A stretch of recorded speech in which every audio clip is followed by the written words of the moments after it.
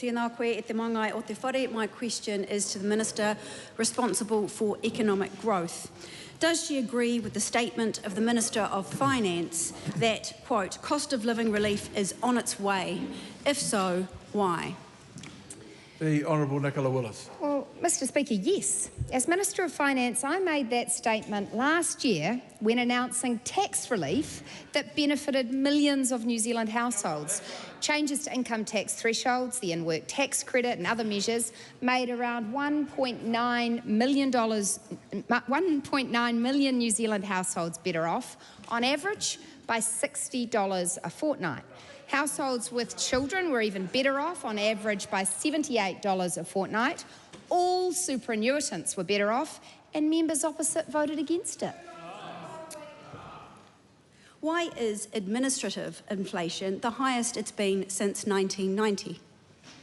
Well, Mr Speaker, the largest driver of that is rates increases, which is why on this side of the House we have the courage to investigate caps on rates rises, which her leader seems to think would be a terrible thing. Why should families carry the burden of higher costs, such as public transport and vehicle registrations, when those pressures stem directly from her government's decision to cut spending and raise fees?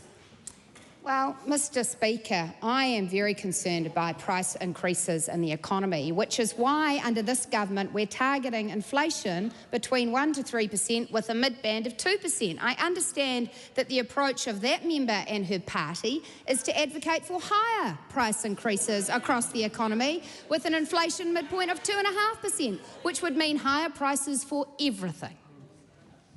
Is the reason that 60% of New Zealanders still rank the cost of living as their #1 concern due to her government continually hiking up fees that Kiwis are forced to pay? Mr Speaker, no. Is the reason that Kiwis are losing faith with National's ability to manage the economy due to her empty promises that relief is on its way, while she continues to hike fees that just make the cost of living even worse? Well, Mr Speaker, no. If we're going to talk about empty promises, let's talk about crocodile tears, because if that member really cared about the cost of living and providing income relief to New Zealand households, she would have voted for tax relief and she would vote for the increases in the family boost rebate that this party will soon bring to the House.